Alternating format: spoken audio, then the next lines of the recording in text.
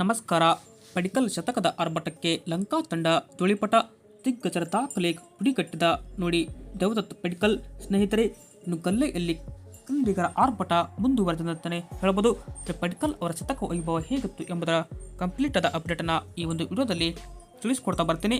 ಆದ್ದರಿಂದ ದಯವಿಟ್ಟು ನೀವೇನಾದರೂ ಇನ್ನೂ ನಮ್ಮ ಒಂದು ಯೂಟ್ಯೂಬ್ ಚಾನಲ್ಗೆ ಸಬ್ಸ್ಕ್ರೈಬ್ ಆಗಿಲ್ಲ ಅಂದರೆ ಸಬ್ಸ್ಕ್ರೈಬ್ ಆಗಿ, ಹಾಗೆಯೇ ನೀವು ಟೀಮ್ ಇಂಡಿಯಾದ ಅಪ್ಪಟ ಅಭಿಮಾನಿಗಳಾಗಿ ಈ ಒಂದು ವಿಡಿಯೋ ನೋಡುತ್ತಲ್ಲಿ ದಯವಿಟ್ಟು ತಪ್ಪದೆ ಒಂದು ಲೈಕ್ ಮಾಡಿ.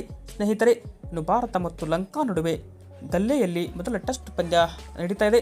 ಹೀಗಾಗಿ ಫಸ್ಟ್ ಡೇನಲ್ಲಿ ಶತಕ ವೈಭವ ಪಡಿಕ್ಕಲ್ ಅವ್ರದ್ದು ನೋಡಿದ್ರೆ KL ರಾಹುಲ್ ಅವರ ಕ್ಲಾಸಿಕ್ ಇನ್ನಿಂಗ್ಸ್ ಕೂಡ ನಾವಿಲ್ಲಿ ನೋಡಿದ್ವಿ. ಬಟ್ ಪಡಿಕ್ಕಲ್ ಅವರು ಇದು ಡೆಬ್ಯೂ ಟೆಸ್ಟ್ ಶತಕ ಇವರದಾಗಿದೆ ಅಂತಲೇ ಹೇಳ್ಬೋದು. ದೇವದತ್ ಪಡಿಕ್ಕಲ್ ಅವರು 178 ಬಾಲಿಗೆ ಅಜಯ 131 ಹಿಡಿದು ಡೇ 2ನಲ್ಲಿ ಕೂಡ ಈಗ ಬ್ಯಾಟಿಂಗ್ ಮಾಡ್ತಾರೆ. 12 4 ಜೊತೆಗೆ ಒಂದು ಸಿಕ್ಸರ್ ಸಹಿತ ಇವರು 73 ಸ್ಟ್ರೈಕ್ ರೇಟ್ನಲ್ಲಿ ಬ್ಯಾಟ್ ಬೀಸಿದ್ದು ಹಲವು ದಾಖಲೆಗಳನ್ನು ಇಲ್ಲಿ ಚಚ್ಚಿ ಬಿಸಾಕಿದ್ದಾರೆ. ಅಂದರೆ ಇವರು ಭಾರತದ ಪರವಾಗಿ ಆಗಸ್ಟ್ 15 ಒಂದು ಟೆಸ್ಟ್ ಸೆಂಚುರಿ ಬಾರಿಸಿದ ಬ್ಯಾಟರ್ ಎನಿಸಿಕೊಂಡ್ರೆ, ಇತ್ತ ಧೋನಿ ಅವರ ದಾಖಲೆ ಕೂಡ ಇಲ್ಲಿ ಮುರಿದಾಕಿದ್ರು. ಧೋನಿ ಅವರು ಇದೇ ನ್ಯಾಷನಲ್ ಹಾಲಿಡೇ ದಿವಸ 82 ರನ್ ಹೊಡೆದಿದ್ದು ಹೈ ಸ್ಕೋರ್ ಆಗಿತ್ತು.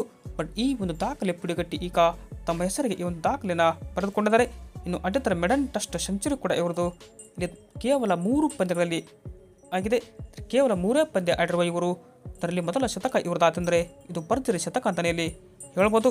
ಇದು ಏನಪ್ಪ ಅಂದರೆ 600 ಅಂದರೆ ಟೀಮ್ ಇಂಡಿಯಾದ 600ನೇ ಹಿಸ್ಟೋರಿಕ್ ಟೆಸ್ಟ್ ಮ್ಯಾಚ್ನಲ್ಲಿ ಇಂದು ಶತಕ ಮೂಡಿಬಂದಿದ್ದು ನಮಗೂ ಕೂಡ ಖುಷಿಯಾಯಿತು.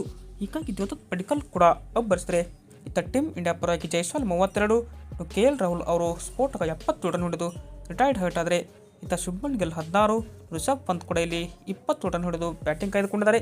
ಬಟ್ ಇಲ್ಲಿ ಟೀಮ್ ಇಂಡಿಯಾ 2 ವಿಕೆಟ್ ಕಳೆದುಕೊಂಡು 288 ರನ್ನ ಹೊಡೆದಿದೆ. ಡೇಟ್ನಲ್ಲಿ ಬ್ಯಾಟಿಂಗ್ ಮಾಡಬೇಕಾದ್ರೆ ಮಳೆಯ ಅಬ್ಬರದಿಂದ ಸ್ವಲ್ಪ ಪಂದ್ಯ ಇಲ್ಲಿ ವಿಳಂಬವಾಗಿದೆ ಅಂತಲೇ ಹೇಳ್ಬೋದು. ಈ ಒಂದು ವಿಡಿಯೋ ನಿಮಗೆ ಹೇಗೆ ಅನಿಸ್ತಂತ ಕಮೆಂಟ್ ಬಾಕ್ಸಲ್ಲಿ ಕಮೆಂಟ್ ಮಾಡಿ. Thank you.